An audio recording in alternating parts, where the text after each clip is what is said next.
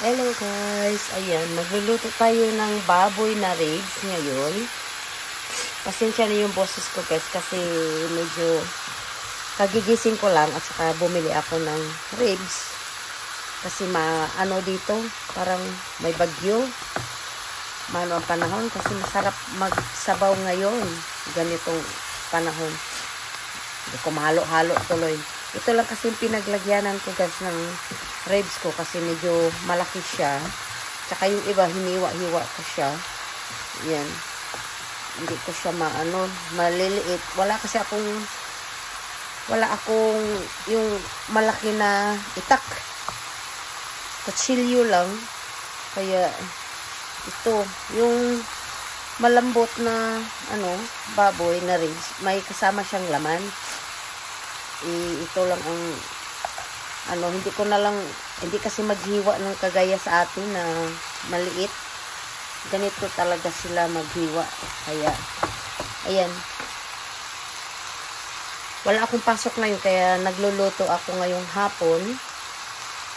At saka may gulay lang akong konti. Yan lang. Basta may sabaw na mainit, masaya na ako.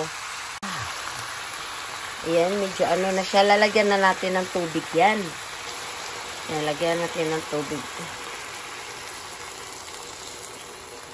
Para lalambot.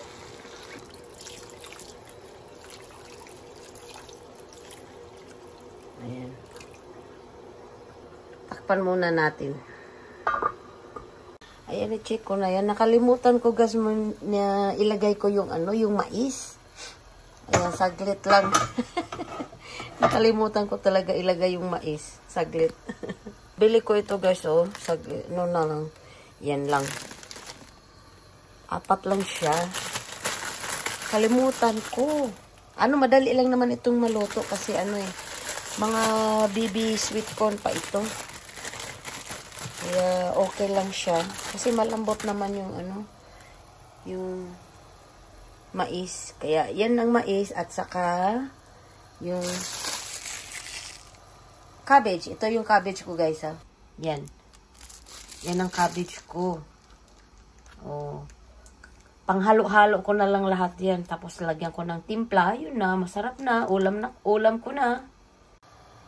Siya nga po pala mga kapatid. Nakalimutan ko. May may shrimp ako na natira kong konti. Ihinahalo ko na lang din siya.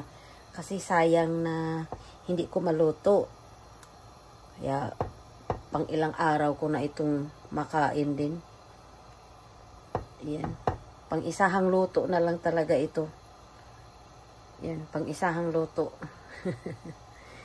Yan. Nilagay ko na lang din yung yung shrimp o king prawn. Yan. Hindi ko na mahalo-halo ng husto kasi sa sobrang dami. Ayan. Hayaan ko na lang siya na lumambot siya hanggang maluto. At saka madali lang naman ang inulukan yung karne. At saka nakalimutan ko din itong corn. Kaya naantay ko na lang yan na maluto. Saka ko ilalagay yung cabbage kasi cabbage gusto ko yung medyo crunchy siya na hindi talaga lutong-luto. Yun ang. Inano ko lang ito yung maluluto itong mais, yung sweet corn, saka yung karne. Ayan guys, salamat. Antayin ko na lang yan at saka takpan ko ata para medyo ay hindi ata pwede. Takpan ko na lang siya muna.